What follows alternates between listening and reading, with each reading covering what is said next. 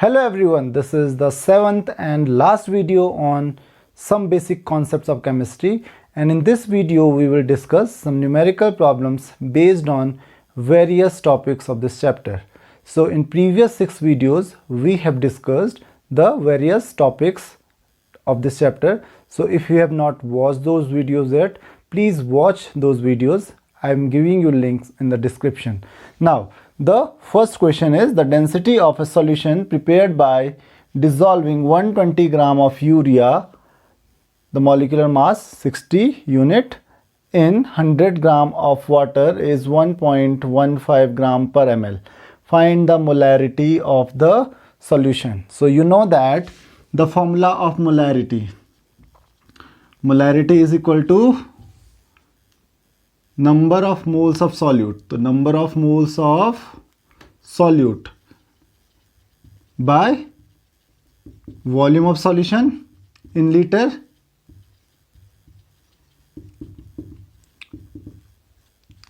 Now what is the problem? We don't have number of moles of solute, neither do we have volume of solution. So first of all, what is the formula for number of moles? Number of moles of solute, that is equal to mass by molar mass. Mass by molar mass. Now what is solute here? Solute is urea and the molecular mass is numerically equal to the molar mass. So that will be equal to mass.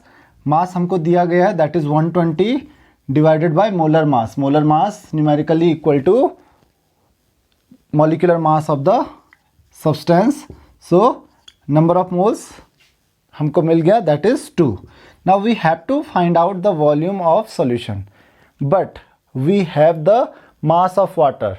So हमको दो चीजें दी हैं यहाँ पे, that is density of solution and mass of water. So mass of solution, मैंने आपको last time भी बताया था, mass of solution is equal to mass of solute plus mass of solvent. तो यहाँ पे वाटर सॉल्वेंट है और आप अगेन ये गलती नहीं करेंगे कि जो 100 ग्राम वाटर है इसको मास समझ के आप यहाँ से डेंसिटी कैलकुलेट कर लें, क्योंकि ये केवल मास ऑफ सॉल्वेंट है, जबकि मुझे मास ऑफ सॉल्यूशन पता करना है. That is equal to mass of solute कितना है, that is 120 gram plus mass of solvent that is equal to 1000 gram. So that will be equal to 1120 gram. So this is the mass of solution. अब हमको density का formula पता है. Density of solution is equal to mass of solution by volume of solution. So from here I have got volume of solution equal to mass by density. So this will be equal to mass of solution हमारे पास है, that is 1120 gram divided by density that is 1.15. तो जो volume आएगा that will be in ml, क्योंकि यहाँ पे density ग्राम पर ml में है तो ये ml में आएगा. Now molarity of the solution, तो मोलैरिटी का फॉर्मूला हम लोग यहाँ पे लगाएंगे, that is number of moles 2 divided by volume of solution. तो वॉल्यूम ऑफ सॉल्यूशन क्या हो जाएगा, तो ये किस में है, ml में है. तो अगर आप इसको लीटर में कन्वर्ट करना चाह रहे हो, that is 1120 divided by 1.15 into 1000 से आपको डिवाइड करना पड़ेगा. So it will become 2/1120 into, ये न्यूमरेटर में आ जाएगा, so it will become 1.15 into 1000. So please tell me the answer in comment box. So we have find the molarity of that solution. The second question is, a gaseous hydrocarbon gives 0.72 gram of water and 3.08 gram of carbon dioxide on combustion. Find empirical formula of hydrocarbon. So this question is not that difficult, it is quite easy. So you are given the quantity of water which is formed. तो आपको पता है CXHY, मान लेते हैं कुछ भी formula है, plus O2, it will form CO2 plus H2O. Now from here we know that it gives 0.72 gram of water. ना वाटर में आपको पता है वाटर कंटेन्स हाइड्रोजन, आपको इस चीज़ का ध्यान रखना है। तो हाइड्रोजन, ये हाइड्रोजन कहाँ से आया होगा? ये हाइड्रोजन आया होगा इस हाइड्रोकार्बन से। तो this question is very important. ये हाइड्रोजन इस हाइड्रोकार्बन से आया है, वाटर का जो हाइड्रोजन है वो इस हाइड्रोकार्बन से आया है। तो इस चीज़ का ध्यान रखिए। तो वाटर में जो भी हाइड्रोजन होगा वो इसी हाइड्रोकार्बन का होगा। नाउ अब आपको पता है कि जो वाटर है, वाटर में 2 + 16, 2 हाइड्रोजन 16 ऑक्सीजन, तो दैट इज इक्वल टू 18। 18 क्या होता है? इसका मॉलिक्यूलर मास होता है, और उसमें से 2 किसका मास होता है? हाइड्रोजन का। तो अगर मैं फ्रैक्शन बोलूँ, what is the fraction of hydrogen? That is 2/18, और that is equal to 1/9. So you have to calculate the mass of hydrogen in hydrocarbon. So mass of hydrogen in hydrocarbon, so that will be equal to 1/9 of 0.72, क्योंकि 0.72 water का 1/9 क्या है? Mass hydrogen का, और बाकी जो बच गया दैट इज 16/18, 8/9 वो ऑक्सीजन हो जाएगा। तो हाइड्रोजन कितना हुआ हमारे पास यहाँ पे? दैट इज 0.08 ग्राम।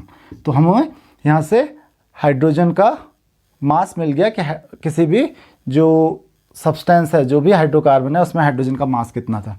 अब हमको इसी तरीके से कार्बन का भी मास कैलकुलेट करना है। अब यहाँ पे आप देख सकते हैं ये जो जितना भी कार्बन है इसका, ये कहाँ जा रहा है? कार्बन डाइऑक्साइड में।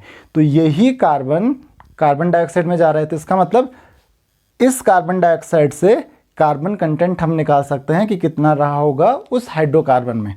तो कार्बन डाइऑक्साइड का आपको मॉलिक्यूलर मास पता है, कार्बन डाइऑक्साइड का होता है 12 + 32 दैट इज 44। तो इस 44 में से 12 क्या होगा? कार्बन होगा। तो आप कह सकते हो 12/44 is the fraction of carbon. तो ये सब रफ वर्क हो गया। तो हम नेक्स्ट स्टेप क्या लिखेंगे? Mass of carbon in hydrocarbon. तो उसमें कार्बन का मास कितना है? दैट इज इक्वल टू, जो मास दिया हुआ 3.08, तो 3.08 का कितना? 12/44, क्योंकि 12/44 कार्बन डाइऑक्साइड में 12/44 फ्रैक्शन किसका होगा? कार्बन का होगा, और ये 12/44 फ्रैक्शन किसका होगा? 3.08 का, तो इंटू 3.08। तो उम्मीद है कि आपको ये चीज़ समझ में आ गई होगी। Now what we are going to do, 12 it can be divided by 4, 3s are 12, 11, so 11 2 8, so that is 0.28 into 3, so it will become 0.84 ग्राम। तो अब हमको कार्बन का कंटेंट पता चल गया और हाइड्रोजन का कंटेंट पता चल गया। हाइड्रोजन का है 0.08 ग्राम, कार्बन का है 0.84 ग्राम। अब एम्पिरिकल फॉर्मूला वाला मेथड हम यूज़ करेंगे। तो सबसे पहले यहाँ पे हम यूज़ करेंगे एलिमेंट, हमारे पास कौन कौन से हैं? एलिमेंट हैं कार्बन एंड हाइड्रोजन। आपको एटॉमिक नंबर भी पता है, दैट इज़ 12 and 1। उसके बाद हम यूज़ करते थे परसेंटेज कंपोजिशन, लेकिन यहाँ पे परसेंटेज कंपोजिशन नहीं है, यहाँ पे मास है। तो आप एक काम कर सकते हो, आप मास को परसेंटेज कंपोजिशन में कन्वर्ट कर सकते हो, बट आपको एक्चुअल में मास को परसेंटेज कंपोजिशन में कन्वर्ट करने की ज़रूरत ही नहीं है। आप परसेंटेज कंपोजिशन की जगह अगर मास भी लोगे तो भी कोई प्रॉब्लम नहीं आएगी, तो भी सेम तरीके से हमको सॉल्व करना है। तो अगर आपको परसेंटेज कंपोजिशन की जगह डायरेक्ट मास दिया है किसी एलिमेंट का, तो आप परसेंटेज कंपोजिशन की जगह मास भी यूज़ कर सकते हो, तब भी हमको रिलेटिव नंबर ऑफ एटम्स ही मिलेंगे, क्योंकि परसेंटेज कंपोजिशन भी मास के अकॉर्डिंग ही आएगा। तो जिस हिसाब से जिस एलिमेंट का मास होगा उसका परसेंटेज कंपोजिशन भी उसी रेशियो में होगा। तो अब हम क्या करेंगे, मास का एक कॉलम बनाएंगे इंस्टेड ऑफ परसेंटेज कंपोजिशन। तो मास कितना है यहाँ पे कार्बन का 0.84। नाउ हाइड्रोजन का है 0.08। अब इसके बाद हम क्या करते हैं, that is relative number of atoms. तो रिलेटिव नंबर ऑफ एटम्स कैसे हम कैलकुलेट करेंगे, तो यहाँ पे जैसे हम percentage composition divided by atomic number करते थे, तो यहाँ पे क्या करेंगे 0.84 divided by 12, so that will be equal to 0.07 and now this is 0.08 divided by 1, तो ये कितना आ रहा है 0.08।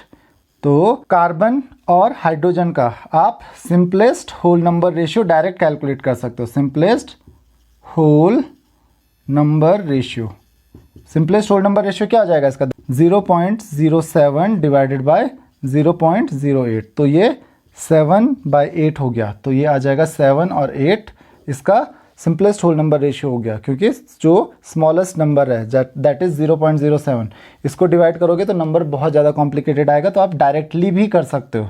तो आपको रेशियो पता चल गया, तो फॉर्मूला एम्पिरिकल फॉर्मूला क्या हो जाएगा, empirical formula of the compound that is equal to C7H8। तो ये आपका क्वेश्चन का आंसर हो गया। तो ये क्वेश्चन है जेईई मेंस का।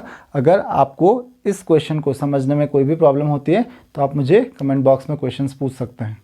The next question is calculate the molarity of A solution obtained by mixing 750 ml of 0.5 molar HCl with 250 ml of 2 molar HCl. So here we are mixing two solutions of HCl. तो यहाँ पे आपने देखा कि दो अलग अलग solution है और दोनों एक ही सब्सटेंस के सॉल्यूशन है। तो वहाँ पे अगर मिक्सिंग में अगर आपको फॉर्मूला यूज़ करना है तो मैंने बताया था we will use formula MV is equal to M1V1 plus M2V2। और अगर अलग अलग सब्सटेंसेस होते हैं जिनकी मोलैरिटी और नॉर्मेलिटीज अलग अलग होती हैं तो उनके लिए NV is equal to N1V1 plus N2V2 हो जाएगा। तो इस चीज़ का आप ध्यान रखना। तो यहाँ पे हम डायरेक्ट मोलैरिटी यूज़ कर सकते हैं, ये आपको मैंने लास्ट वीडियो में भी बताया था। तो यहाँ पे M, यही M कैलकुलेट करना है। V मैंने आपको बताया था that is equal to V1 plus V2 is equal to M1V1 plus M2V2। So you can say M is equal to M1V1 plus M2V2 divided by V1 plus V2। तो M is equal to क्या हो जाएगा, M1 is given that is first solution के लिए M1 that is 0.5 into V1 is also given that is 750 plus M2 is also given that is 2 molar solution, so 2 into 250 ml divided by 250 plus 750, or you can say 750 plus 250. V1 is 750, V2 is 250. So from here you can calculate the molarity of the solution. तो इसका भी मुझे आप answer बताइए comment box में। तो ये आपका बहुत इजी क्वेश्चन हो गया अगर आपको ये फॉर्मूला पता है तो। और ये फॉर्मूला भी आपको रटने की जरूरत नहीं है, molarity into volume that is number of moles. और नंबर ऑफ मोल्स क्या हो जाएगा, टोटल नंबर ऑफ मोल्स क्या हो जाएगा, that is number of moles in first solution plus number of moles in second solution. तो वही हमने फॉर्मूला यूज़ किया। तो number of moles in first solution that is M1V1 और number of moles in second solution that is M2V2। तो इस तरीके से आप टोटल मोलैरिटीज जो है सॉल्यूशन की, टोटल कंप्लीट सॉल्यूशन की कैलकुलेट कर सकते हो। There is one more question that is the ratio of masses of oxygen and nitrogen in a particular gaseous mixture is 1:4। Find the ratio of their number of molecules. यहाँ पे oxygen और nitrogen gas का एक mixture है और इस mixture में जो रेशियो है किसका, ऑक्सीजन और नाइट्रोजन का, वो 1:4 है। तो उसमें ऑक्सीजन और नाइट्रोजन के नंबर ऑफ मॉलिक्यूल्स का रेशियो फाइंड करना है। तो अब यहाँ पे आपको एक चीज़ ध्यान में रखनी है, नंबर ऑफ मोल्स का जो रेशियो होगा वही नंबर ऑफ मॉलिक्यूल्स का भी रेशियो होगा, क्योंकि नंबर ऑफ मॉलिक्यूल्स जो होते हैं वो फिक्स होते हैं 1 मोल में। तो अगर नंबर ऑफ मोल्स इंक्रीज होंगे तो नंबर ऑफ मॉलिक्यूल्स भी इंक्रीज होंगे बाय अ फैक्टर ऑफ 6.022 × 10⁻23। तो यही चीज़ आपको ध्यान में रखनी है कि अगर हम नंबर ऑफ मॉलिक्यूल्स का रेशियो फाइंड करना चाहते हैं तो हम नंबर ऑफ मॉलिक्यूल्स का रेशियो ना फाइंड करके हम नंबर ऑफ मोल्स का रेशियो फाइंड करें, क्योंकि फिर रेशियो में क्या होगा, दोनों के दोनों 6.02 × 10⁻23 से मल्टीप्लाई होंगे और वो कैंसिल हो जाते हैं, तो नंबर ऑफ मोल्स और नंबर ऑफ मॉलिक्यूल्स का रेशियो सेम रहेगा। तो हमको यही ध्यान में रखना है। तो जो ऑक्सीजन और नाइट्रोजन का जो रेशियो है वो 1:4 है, किसका, मास का। तो अगर मैं 1 ग्राम ऑक्सीजन मान लूँ तो इसका मतलब 4 ग्राम नाइट्रोजन होगी।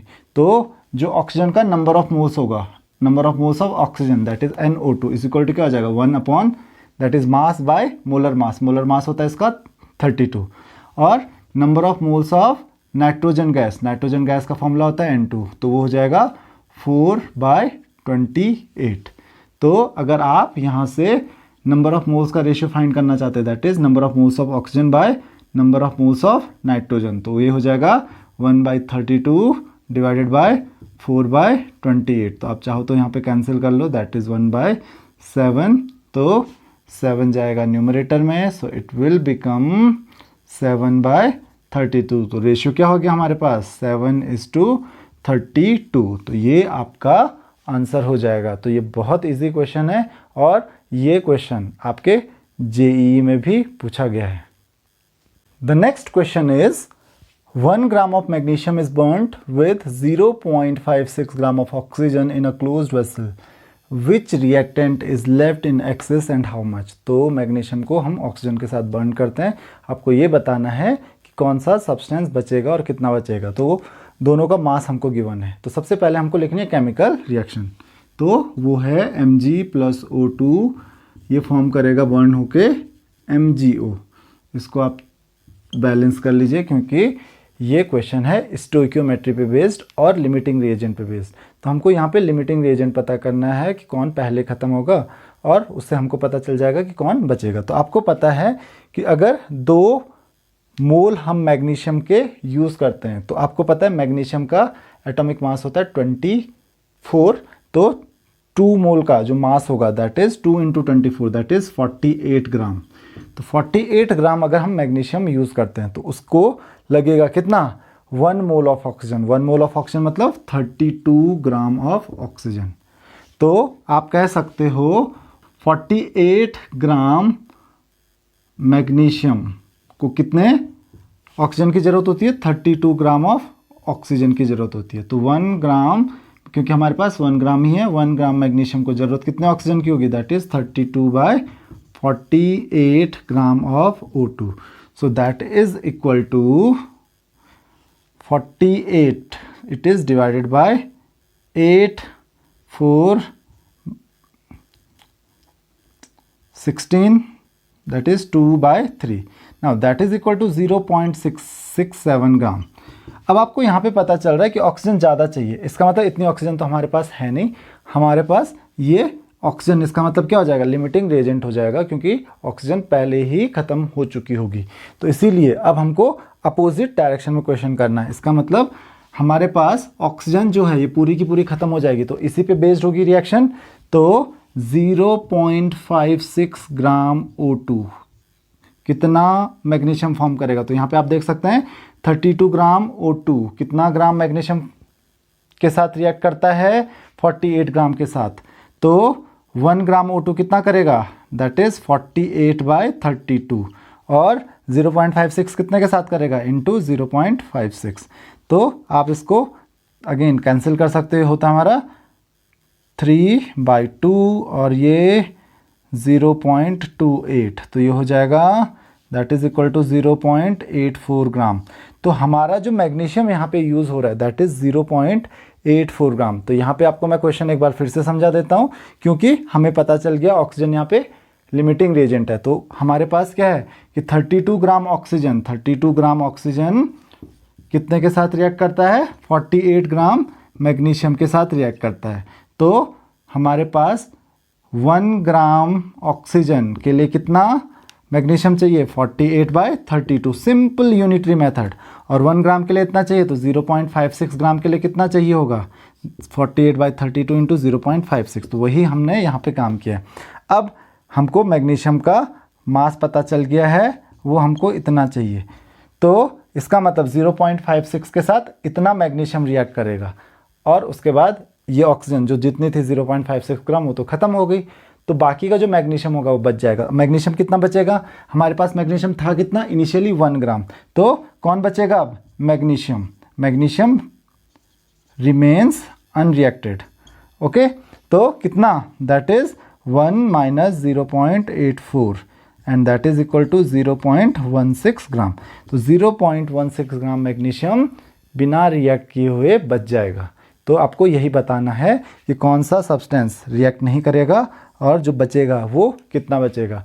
तो इस तरीके के क्वेश्चन आपके कॉम्पिटिटिव एग्जाम में पूछे जाते हैं। तो होप कि आपको ये क्वेश्चन समझ में आ गया होगा। The next question is find the number of atoms in 0.1 mole of a try atomic gas. 0.1 mole of a try atomic gas. तो सबसे पहले हम इसको देखते हैं, try atomic gas. Try atomic gas का मतलब क्या होता है, वो गैस जिसके एक मॉलिक्यूल में 3 एटम्स होते हैं। तो हमारे पास 0.1 मोल है। तो सबसे पहले हम नंबर ऑफ मॉलिक्यूल्स फाइंड करेंगे। तो number of molecules equal to क्या हो जाएगा, number of molecules equal to क्या हो जाएगा, दैट इज 0.1 इंटू 6.022 इंटू 10⁻23। ये हमारा 6 क्वेश्चन है। तो ये कैसे हुआ, देखो एक मोल में 6.022 इंटू 10⁻23 मॉलिक्यूल्स होते हैं। तो हमारे पास 0.1 मोल दिया, तो 0.1 मोल में कितने मॉलिक्यूल्स हो जाएंगे, 0.1 इंटू 6.022 इंटू 10⁻23, सिंपल मल्टीप्लिकेशन। अब आपको बोला गया है कि find the number of atoms, तो पहले आप इसको सिंप्लीफाई कर लीजिए, दैट इज 6.022 इंटू 10⁻22 मॉलिक्यूल्स।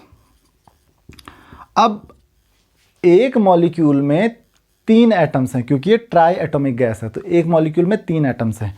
तो हमारे पास इतने मॉलिक्यूल्स हैं, तो इतने मॉलिक्यूल्स में कितने एटम्स होंगे, 3 इंटू दिस।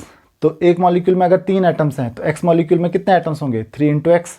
तो 6.022 इंटू 10⁻22 मॉलिक्यूल्स में कितने एटम्स होंगे, तो नंबर ऑफ एटम्स क्या हो जाएंगे, number of atoms is equal to 3 into 6.022 into 10⁻22। So that will be equal to 18.066 into 10⁻22, और you can say 1.8066 into 10⁻23 atoms. So this is the answer of this question. तो ये question काफ़ी easy था। उसी तरीके से 7th क्वेश्चन आपके पास है, how many moles of magnesium phosphate will contain 0.2 moles of oxygen atoms. तो आपको ये बताना है कि मैग्नीशियम फॉस्फेट के कितने मोल्स में 0.25 मोल ऑफ ऑक्सीजन एटम होंगे। तो सबसे पहले मुझे मैग्नीशियम फॉस्फेट का फॉर्मूला देखना है। मैग्नीशियम फॉस्फेट का फॉर्मूला होता है Mg thrice PO4 whole twice. This is the formula of magnesium phosphate. तो अब यहाँ पे आपको पता चल रहा है कि 1 मोल मैग्नीशियम फॉस्फेट में Mg3PO4 होल ट्वाइस में कितने मोल्स ऑक्सीजन एटम होंगे, तो एक मॉलिक्यूल में 8 ऑक्सीजन एटम है। इसका मतलब एक मोल में 8 मोल ऑक्सीजन एटम्स होंगे, ऑक्सीजन एटम्स होंगे। तो एक मोल में 8 मोल ऑक्सीजन एटम्स होंगे। तो आप अगर उल्टा बोलो कि एक मोल ऑक्सीजन एटम्स के लिए कितने मैग्नीशियम फॉस्फेट लगेंगे, तो that will be equal to, divide हो जाएगा उधर 1/8 मोल ऑफ मैग्नीशियम फॉस्फेट। तो एक मोल ऑक्सीजन एटम्स के लिए 1/8 मोल्स ऑफ मैग्नीशियम फॉस्फेट। तो हमारे पास कितने मोल्स ऑक्सीजन है, that is 0.25 mole of oxygen atoms. तो उसके लिए कितने लगेंगे, that will B 1/8 into 0.25 mole of magnesium phosphate. तो ये आपका आंसर हो गया। जस्ट यूनिटरी मेथड यूज करना है आपको इस क्वेश्चन में, इसके अलावा कुछ भी यूज नहीं करना। तो आप एक बार इस क्वेश्चन को फिर से देख लीजिए और फिर मुझे इसका आंसर भी बताइए। The next question is find the volume of 0.2 molar KOH required to neutralize completely 20 ml of 0.1 molar aqueous solution of phosphoric acid। तो इस क्वेश्चन में हमको ये बताना है कि KOH को completely neutralise, KOH completely neutralise करेगा किसको, फॉस्फोरिक एसिड को, और दोनों का कंसंट्रेशन और अमाउंट हमको दिया हुआ है। हमको बताना है कि अमाउंट ऑफ या वॉल्यूम ऑफ KOH कितना लगेगा। तो यहाँ पे आपको मैंने बताया था कि कभी भी कोई रिएक्शन होती है तो इस रिएक्शन को हम यूज़ करते हैं, ऐसी रिएक्शंस को टाइट्रेशन में। तो टाइट्रेशन में जनरली हम फॉर्मूला यूज़ करते हैं कि जो बेस है उसकी normality into volume that is number of gram equivalents और एसिड के number of gram equivalents that is N2V2, वो जब बराबर होंगे तो तभी वो एक दूसरे को कंप्लीटली न्यूट्रलाइज कर पाएंगे। तो आपको ये फॉर्मूला यूज़ करना है। तो अगर मैं नंबर ऑफ ग्राम इक्विवेलेंट्स देखूँ यहाँ पे तो KOH के नंबर ऑफ ग्राम इक्विवेलेंट्स कितने हो जाएंगे, दैट इज 0.2 इंटू वॉल्यूम कितना है KOH का वही नहीं पता हमको, तो V1 मान लेते हैं, equal to number of gram equivalents of phosphoric acid. तो फॉस्फोरिक एसिड का आपको फॉर्मूला पता है H3PO4। तो इसकी बेसिसिटी देखिए वो कितनी है 3, तो N2 की जो वैल्यू होगी दैट इज 3 इंटू M2। आपको पता है ना, मोलैरिटी इंटू बेसिसिटी होती है नॉर्मेलिटी, जबकि इसकी एसिडिटी, इस बेस की जो एसिडिटी है KOH, एक ही OH माइनस आयन देता है तो इसकी एसिडिटी 1 होगी। तो इसके लिए तो नॉर्मेलिटी और मोलैरिटी सेम हो जाएगी, लेकिन इसके लिए जो नॉर्मेलिटी होगी किसकी, N2 किसकी नॉर्मेलिटी है, फॉस्फोरिक एसिड की, दैट इज 3 इंटू M2। तो that will be equal to 3 into M2 की वैल्यू कितनी है, M2 किसकी मोलैरिटी ले रहे हैं हम लोग, फॉस्फोरिक की, तो दैट इज 0.1 इंटू वॉल्यूम भी आपको दिया हुआ है 20। तो आप इस तरीके से कर सकते हो, that is 0.2 V1 is equal to 320 into 6। तो V1 इक्वल टू क्या हो जाएगा 6/0.2 और यू कैन से 60/2 दैट इज 30 ml। अब अगर आपको नॉर्मेलिटी के कॉन्सेप्ट से समझने में प्रॉब्लम हो रही है तो आपको पता है कि अगर हम रिएक्शन करेंगे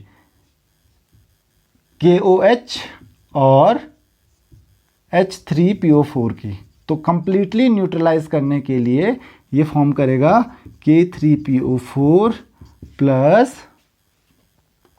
3H2O। तो यहाँ पे आपको साफ साफ पता चल रहा है कि अगर ये रिएक्शन होती है तो इसके 1 मोल के लिए इसके 3 मोल लगेंगे, इसके 1 मोल के लिए इसके 3 मोल लगेंगे। केमिकल रिएक्शन से हमको साफ पता चल रहा है। तो आप डायरेक्ट भी कर सकते हो, अगर आपको N1V1, तो आपको पता होना चाहिए मोलैरिटी इक्वल टू क्या होता है, molarity equal to number of moles by volume. तो नंबर ऑफ मोल्स का फॉर्मूला क्या हो जाएगा, molarity into volume M into V। तो इसके नंबर ऑफ मोल्स मान लेते हैं, इसके नंबर ऑफ मोल्स क्या हो जाएंगे, molarity into volume that will B M1V1, और इसके नंबर ऑफ मोल्स क्या हो जाएंगे, तो इसके हम मान लेते हैं M1V1 और इसके M2V2। हमने यही किया है यहाँ पे। तो हमारे पास क्या है कि M1V1 is equal to M2V2, लेकिन यहाँ पे कितना 3 टाइम्स, क्योंकि इसके जो नंबर ऑफ मोल्स हैं वो इसके 3 टाइम्स हैं। तो बस यही रेशियो आपको देखना है। तो आप इस तरीके से भी सॉल्व कर सकते हो अगर आप नॉर्मेलिटी का कॉन्सेप्ट नहीं लगाना चाहते हो। और अगर आपको नॉर्मेलिटी का कॉन्सेप्ट समझ में आ जाता है तो अब तो बहुत ही ईजी ये क्वेश्चन हो जाता है।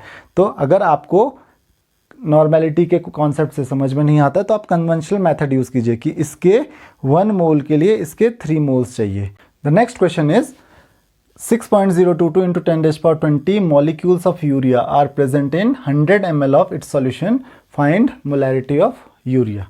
तो आपको पता है मोलैरिटी इक्वल टू क्या होता है, number of moles divided by volume. तो वॉल्यूम तो दिया हुआ है मुझे डायरेक्ट, यहाँ पे मुझे क्या चाहिए अब, नंबर ऑफ मोल्स।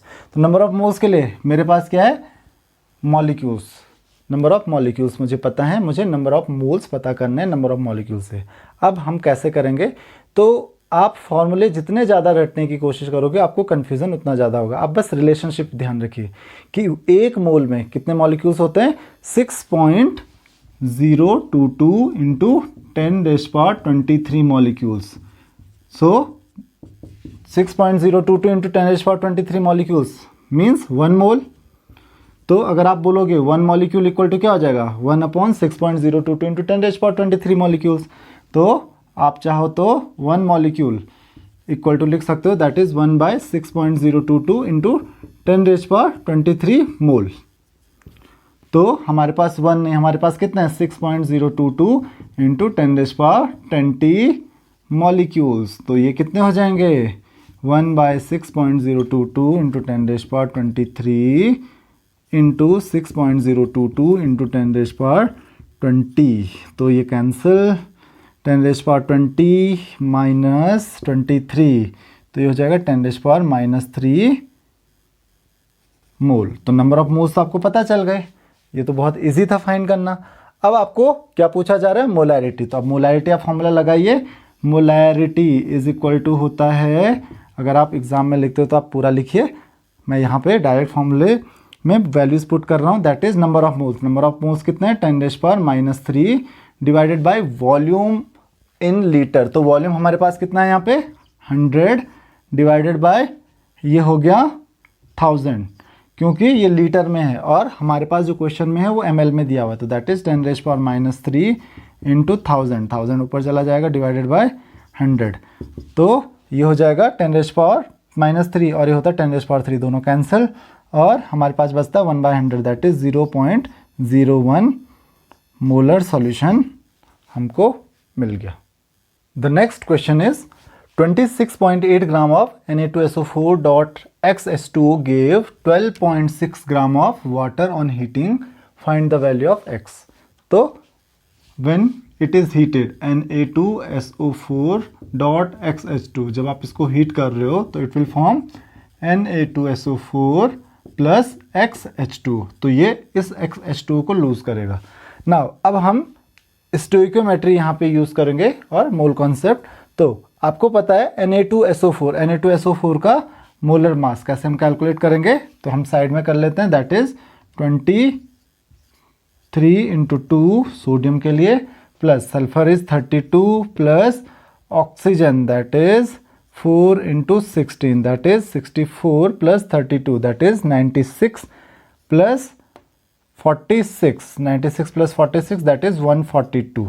तो 142 तो इसका हो गया, वाटर का होता है 18, तो प्लस आपको पता है एक अगर मॉलिक्यूल होता है या एक मोल होता तो 18 होता, x मोल्स है तो x मोल्स का क्या हो जाएगा 18x।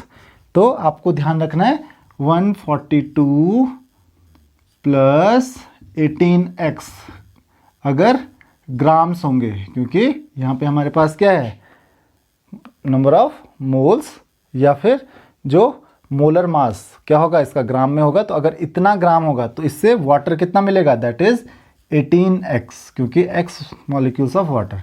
लेकिन मुझे दिया हुआ है कि 26.8 ग्राम अगर हम हीट करते हैं तो हमको मिलता है 12.6 ग्राम ऑफ वाटर। तो आपको यहाँ से क्या मिला, आपको यहाँ से मिला रेशियो, किस किस का रेशियो, सोडियम सल्फेट जो हाइड्रेटेड है और वाटर जितना वो लूज करता है उसका रेशियो।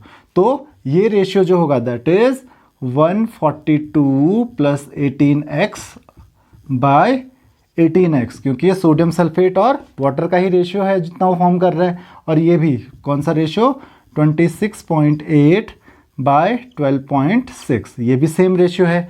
तो दोनों को हम इक्वेट कर देते हैं और अब यहाँ से आप x की वैल्यू बहुत इजीली कैलकुलेट कर सकते हो। तो मुझे ज़रा जल्दी से वैल्यू बताइए x की क्या होगी, और साथ ही मुझे ये भी बताइए कि कंपाउंड का फॉर्मूला क्या होगा। The next question is how many moles of AgCl will be formed if 10 gram of each of KCl and NaCl react with excess of silver nitrate. तो हमारे पास 10 ग्राम KCl है और 10 ग्राम NaCl है जो किसके साथ रिएक्ट करता है सिल्वर नाइट्रेट के साथ। तो सबसे पहले आपको रिएक्शन लिखनी है, KCl किसके साथ AgNO3 के साथ रिएक्ट करेगा और फॉर्म करेगा AgCl प्लस KNO3।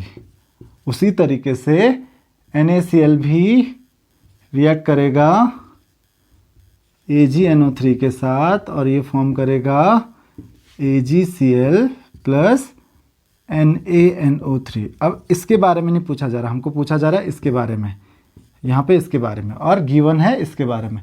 तो जो हमको गिवन है और जिसके बारे में पूछा जा रहा है हम उस पर कंसंट्रेट करेंगे।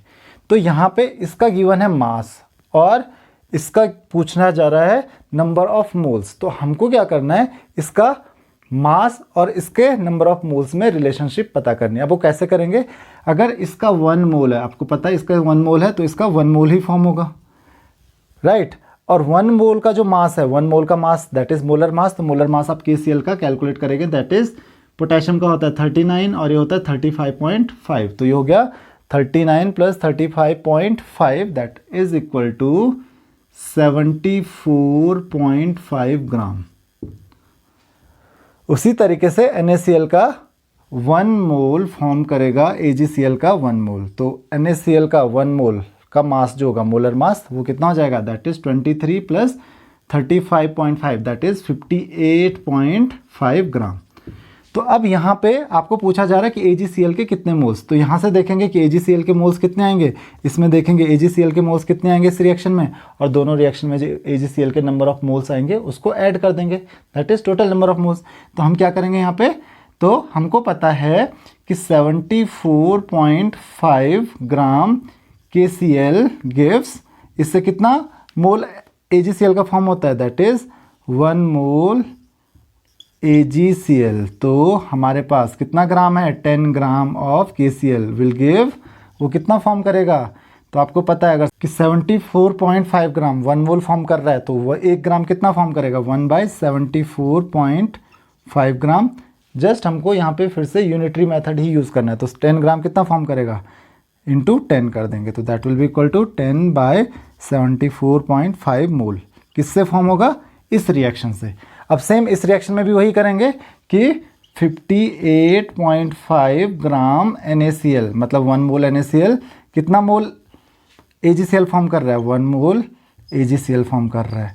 तो 10 ग्राम NaCl कितना फॉर्म करेगा, विल गिव 1/58.5, ये तो 1 ग्राम फॉर्म करेगा इंटू 10, तो that will be equal to 10/58.5 mole AgCl।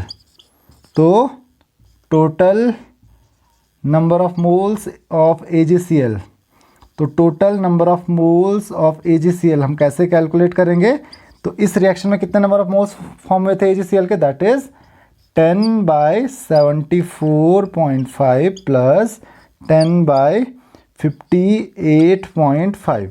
तो ये तो टोटल नंबर ऑफ मोल्स हो गए AgCl के। क्वेश्चन को थोड़ा सा घुमा फिरा के पूछा जा सकता था, वो पूछता कि what is the mass of AgCl form. तो आपको पता है number of moles equal to क्या होता है, मास बाय मोलर मास। तो मास इक्वल टू क्या हो जाएगा, number of moles into molar mass. तो इसको इसके मोलर मास से मल्टीप्लाई कर देना है AgCl के।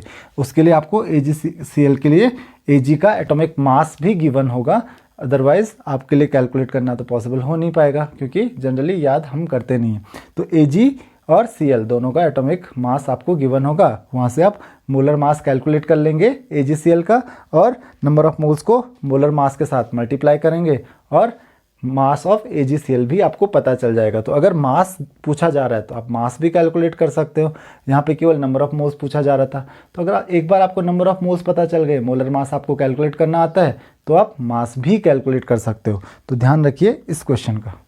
The next question is 5.82 gram of silver coins were dissolved in strong nitric acid and excess of NaCl was added. The silver chloride precipitated was dried, weighed 7.2 gram. Find the percentage of silver in coins. तो आपको silver coins में percentage calculate करना है। तो हमने क्या किया, जो सिल्वर कॉइन्स थे उनको किस में डिसॉल्व किया, नाइट्रिक एसिड में। तो सिल्वर जब नाइट्रिक एसिड के साथ रिएक्ट करेगा तो plus HNO3 it will form AgNO3 plus H2O plus NO2। अब इसको फिर, क्योंकि H2O तो वाटर हो गया, NO2 गैस हो गई, अब ये जो AgNO3 है क्योंकि एक्सेस ऑफ NaCl में इसको डिसॉल्व किया गया, तो AgNO3 आपको पता है NaCl के साथ क्या फॉर्म कर लेगा, प्रिसिपिटेट फॉर्म करेगा, precipitate of AgCl plus NaNO3। Now अब आपको बताया गया है कि ये जो मास है दैट इज 7.2 ग्राम।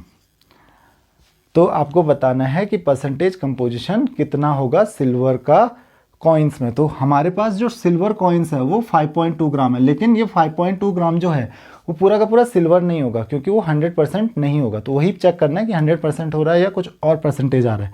तो यहाँ पे मुझे पता है कि मुझे जो सिल्वर क्लोराइड मिला है वो मिला है 7.2 ग्राम। तो यहाँ पे देखिए, अगर मैं 1 मोल सिल्वर को डिज़ोल्व करता हूँ, सपोज 1 मोल सिल्वर को डिपॉजिट करता हूँ, तो मुझे 1 मोल AgNO3 मिलेगा, और वहाँ से 1 मोल AgNO3 से मुझे 1 मोल ही AgCl मिलेगा। तो आपको यहाँ पे रिलेशनशिप पता चल गई कि अगर मैं 1 मोल सिल्वर को डिज़ोल्व करूँ तो मुझे 1 मोल AgCl ही मिलेगा। अब 1 मोल का मास कैलकुलेट कर लेते हैं। तो 1 मोल का जो मास होता है वो मोलर मास होता है, और सिल्वर का मोलर मास होता है 108 ग्राम। तो अगर मैं 108 ग्राम सिल्वर को डिज़ोल्व करूँ तो मुझे मिलता है AgCl का होता है 108 plus 35.5, that will be equal to 143.5 gram.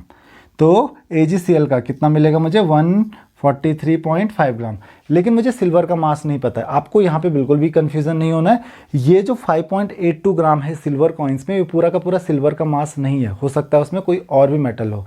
तो मुझे अभी सिल्वर का मास नहीं पता, लेकिन मुझे ये पता है कि AgCl कितना फॉर्म होता है। तो अगर मुझे 143.5 ग्राम AgCl चाहिए तो उसके लिए कितना ग्राम सिल्वर लगेगा? उसके लिए लगेगा 108 gram of silver, that is Ag। लेकिन हमें मिला कितना है? 7.2 ग्राम। तो 7.2 ग्राम AgCl अगर हमको चाहिए तो उसके लिए कितना सिल्वर लगेगा? That is 108 by 143.5 into 7.2। Again unitary method की 143.5 ग्राम AgCl के लिए 108 लगेगा, तो 1 ग्राम AgCl के लिए 108 बाई 143.5 लगेगा। तो 7.2 के लिए 108 बाई 143.5 इंटू 7.2 लगेगा। तो आपको दिख रहा है कि हम यूनिटरी मेथड को बहुत ज़्यादा यूज़ कर रहे हैं। तो आपको मिल गया ऑफ सिल्वर, तो आपको सिल्वर का मास मिल गया। तो ये सिल्वर का मास हो गया, और ये टोटल मास हो गया कॉइन्स का। तो परसेंटेज कंपोजिशन कैसे निकालते हैं? परसेंटेज कैसे निकालेंगे सिल्वर का? That will be equal to mass of Ag by mass of coins into 100। तो मास ऑफ सिल्वर आप कैलकुलेट कर लीजिए, मैं डायरेक्ट लिख रहा हूँ, that is 108 by 143.5 into 7.2 divided by mass of coins. Mass of coins कितना है? 5.8 इंटू 100। तो आपको पता है ये मल्टीप्लाई हो जाएगा 108 into 7.2 into 100 divided by 143.5 into 5.82। तो आपको परसेंटेज ऑफ सिल्वर मिल जाएगा इतना परसेंटेज। तो इसका भी आंसर बताइए मुझे कमेंट बॉक्स में। The next question is what volume of water should be added to 50 ml m/5 solution to make it decimolar। तो हमको एक सॉल्यूशन दिया गया है 50 ml जिसकी मोलरिटी 1/5 है, और उसको डेसीमोलर बनाना है। डेसीमोलर का मतलब आपको पता है 1/10 जिसकी मोलरिटी होती है। तो आपको पता है पहले जो मोलरिटी थी सॉल्यूशन की, दैट इज m1 मान लेते हैं उसको 1/5, और V1 जो पहले वॉल्यूम था दैट इज 50 ml, और नई मोलरिटी हमको बनानी है उसकी M2 इज इक्वल टू 1/10, और V2 आपको कैलकुलेट करना है कि नया वॉल्यूम उसका क्या होगा। तो अब यहाँ पे हम फॉर्मूला जो यूज़ करेंगे वो फॉर्मूला होगा M1V1 is equal to M2V2। क्या इस फॉर्मूले को हम यूज़ कर सकते हैं? हमको कैसे पता चलेगा कि इस क्वेश्चन में यही फॉर्मूला यूज़ करना है? तो आप कभी भी डाइल्यूट करते हो सॉल्यूशन को तो ये फॉर्मूला आप यूज़ कर सकते हो सॉल्यूशन में। क्यों? क्योंकि आपको पता है जो M इंटू वी होता है that is molarity into volume, that is the formula for number of moles. ये नंबर ऑफ मोल्स का फॉर्मूला होता है। तो अगर आप सॉल्यूशन में वाटर ऐड कर रहे हो, उसको डाइल्यूट बना रहे हो, तो number of moles of solute तो एज इट इज़ रहेंगे, वो तो चेंज नहीं होने वाले हैं। और अगर number of moles of solute as it is रहेंगे तो पहले जो number of moles of solute थे बाद में उतने ही रहेंगे। पहले कितने रहे होंगे number of moles of solute, that is m1v1, और अब कितना हो गया number of moles of solute, that is m2v2। तो m1v1 इक्वल टू m2v2 हो जाएगा। तो आपको कंफ्यूज नहीं होना कि कहाँ पे हम इस फॉर्मूले को यूज़ कर सकते हैं और कहाँ पे नहीं यूज़ कर सकते हैं। जहाँ पे नंबर ऑफ मोल्स चेंज नहीं हो रहे हैं सॉल्यूट के, वहाँ पे आप इस फॉर्मूले को यूज़ कर सकते हो। बस अब आपको पता चल गया, that is 1/5 into 50 is equal to 1/10 into v2। तो आप यहाँ से 10, तो v2 इज इक्वल टू हो जाएगा 10 इंटू 10 दैट इज 100। तो v2 हो गया 100 ml। लेकिन आपको पूछा क्या गया है, what amount of water should be added, water कितना ऐड करना है। तो वाटर कितना ऐड करना है, तो पहले वॉल्यूम कितना था 50 ml, अब नया वॉल्यूम जो है that is 100 ml।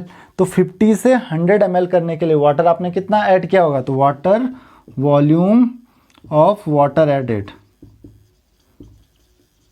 That is equal to 100, that is final volume minus initial volume, क्योंकि 50 ml को आपने 100 ml बनाया है, तो वो कैसे बनाया होगा, that is 50 ml water add करके। तो उम्मीद है कि आपको ये क्वेश्चन समझ में आ गया होगा।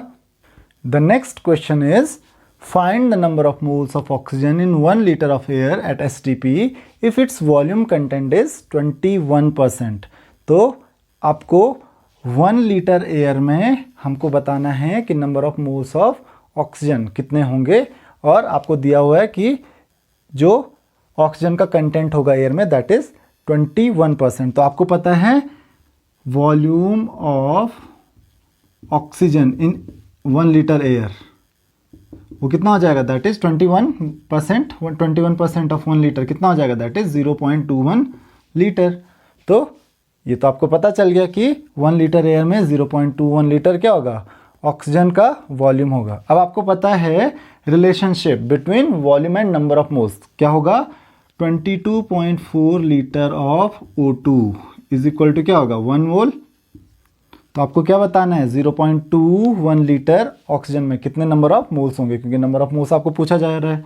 तो 0.21 litre of oxygen will be equal to 1/22.4 into 0.21 mole. आप इसका आंसर मुझे बता सकते हैं, तो ये इसका सॉल्यूशन हो जाएगा, जो कि बहुत इजी है। तो इसीलिए मैं आपको कहता हूँ आप बहुत ज़्यादा फॉर्मूले अगर याद नहीं भी करोगे, हर फॉर्मूला नहीं भी रटोगे, जस्ट मोल कॉन्सेप्ट को एक बार समझ के आपको सिर्फ और सिर्फ यूनिटरी मेथड यूज़ करना है, और उसकी हेल्प से आप सारे क्वेश्चंस सॉल्व कर सकते हो। मोस्टली क्वेश्चंस उससे सॉल्व हो जा रहे हैं। और जो आपके मेन फॉर्मूले हैं, जो आपके कंसंट्रेशन के फॉर्मूले हैं, वो तो आपको याद रखने पड़ेंगे, जो 3-4 फॉर्मूले हैं। अदरवाइज आप मोल कॉन्सेप्ट के क्वेश्चन जहाँ पे हमारा मोल कॉन्सेप्ट लग रहा है, वहाँ पे हमको कोई भी फॉर्मूला यूज़ करने की ज़रूरत नहीं है। The next question is calculate total number of electrons present in 3.2 gram methane.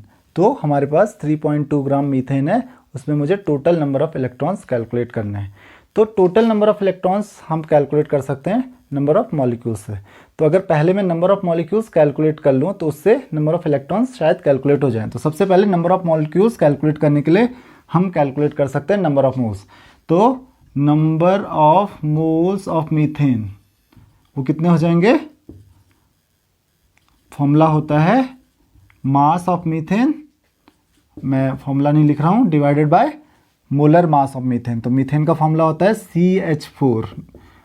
तो इसका मोलर मास हो गया 12 + 4 दैट इज 16। तो 3.2/16 दैट इज 0.2। तो ये हो गए number of moles of methane.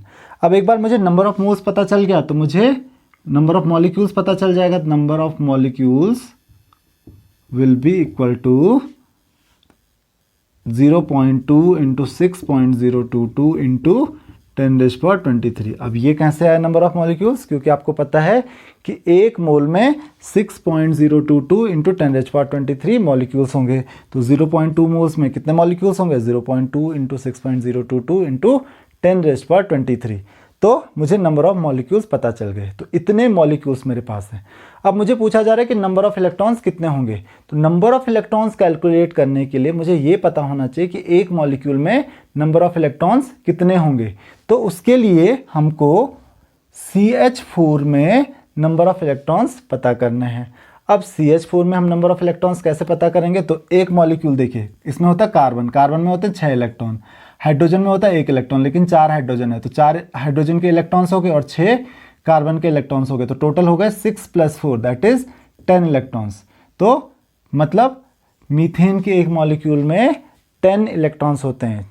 6 electron होते हैं कार्बन एटम में, वो आपको ऑलरेडी पता है, और 1 इलेक्ट्रॉन होता है हाइड्रोजन एटम में। और हमारे पास यहाँ पे 4 हाइड्रोजन एटम्स है, तो उनसे 4 इलेक्ट्रॉन्स और 6 इलेक्ट्रॉन्स कार्बन के। तो एक मॉलिक्यूल में 10 इलेक्ट्रॉन्स होते हैं और हमारे पास टोटल कितने मॉलिक्यूल्स हैं, इतने मॉलिक्यूल्स हैं।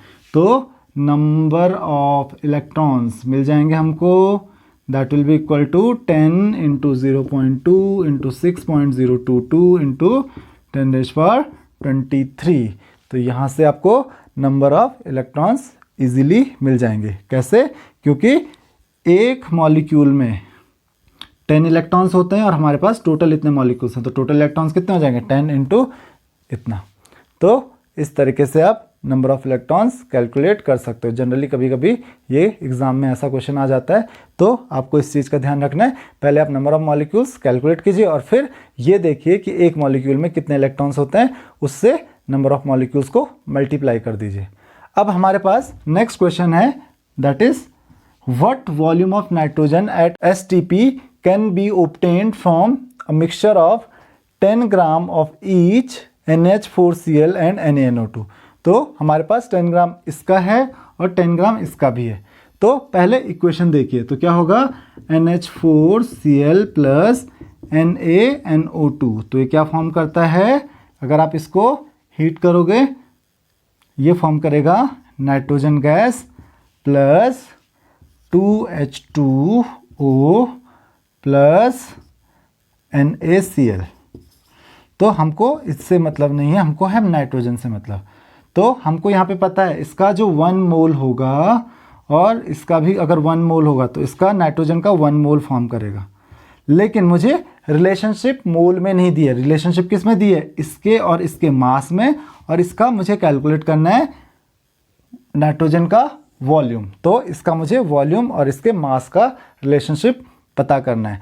तो सबसे पहले NH4Cl का जो मास है 1 मोल का, दैट इज मोलर मास, हम कैलकुलेट कर लेते हैं। तो NH4 that is nitrogen 14 plus hydrogen के 4 एटम्स हैं तो 4 हो जाएगा, प्लस 35.5। तो 14 + 4 दैट इज 18 प्लस 35.5। तो ये हो जाएगा हमारे पास, that will be equal to 53.5। तो NH4Cl दैट इज 53.5 ग्राम। अब उसी तरीके से NaNO2 का भी हम कैलकुलेट कर लेंगे। तो सोडियम का होता है 23 प्लस नाइट्रोजन का होता है 14 प्लस ऑक्सीजन O2 है, तो 2 × 16 दैट इज 32। तो 32 प्लस 14 दैट इज 46 और 46 प्लस 23 ये हो जाता है 67 ग्राम। तो अब हम कैलकुलेट करेंगे कि नाइट्रोजन कितना फॉर्म होगा। तो अगर ये कंडीशन रही तो नाइट्रोजन कितना फॉर्म होगा, 22.4 लीटर एट STP, क्योंकि STP पे ही पूछा गया है। अब यहाँ पे देखिए कि अगर मैं इसका 53.5 ग्राम खर्च करता हूँ तो इसका 67 ग्राम स्पेंड हो जा रहा है, खर्च हो जा रहा है। तो यहाँ पे हम क्या करेंगे कि अगर इसको और इसको एक साथ यूज़ कर रहा हूँ, क्योंकि मुझे पता है इसका भी मेरे पास 10 ग्राम है और इसका भी मेरे पास 10 ग्राम है। तो आप देख सकते हो कि मास जो है इसका कम कंज्यूम हो रहा है, इसका ज़्यादा कंज्यूम हो रहा है। इसका मतलब इसका 10 ग्राम पहले खत्म हो जाएगा, इसका तो बच जाएगा। इसका मतलब इसका 10 ग्राम तो पूरा का पूरा कंज्यूम हो ही नहीं पाएगा। 10 ग्राम केवल किसका कंज्यूम हो पाएगा, इसका तो कुछ तब तक बच जाएगा। तो आपको यही ध्यान में रखना है कि लिमिटिंग रिएजेंट कौन है। ये ज़्यादा खर्च हो रहा है, मास दोनों का सेम है, तो पहले ये खत्म हो जाएगा, ये बच जाएगा। तो इसके अकॉर्डिंग आप क्वेश्चन को सॉल्व नहीं करोगे, लिमिटिंग रिएजेंट के अकॉर्डिंग ही क्वेश्चन को सॉल्व करोगे। तो ये हो गया आपका लिमिटिंग रिएजेंट।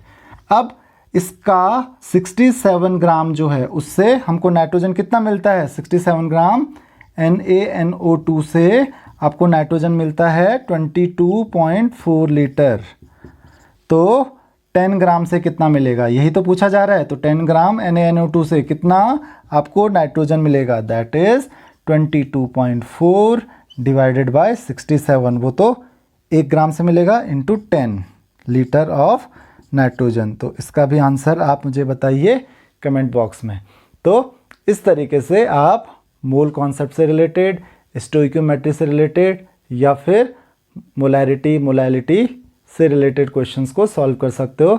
अगर आपको इस चैप्टर के न्यूमेरिकल प्रॉब्लम्स या फिर किसी भी टॉपिक में कोई भी डाउट है तो आप मुझे कमेंट बॉक्स में क्वेश्चंस पूछ सकते हैं। Thank you very much.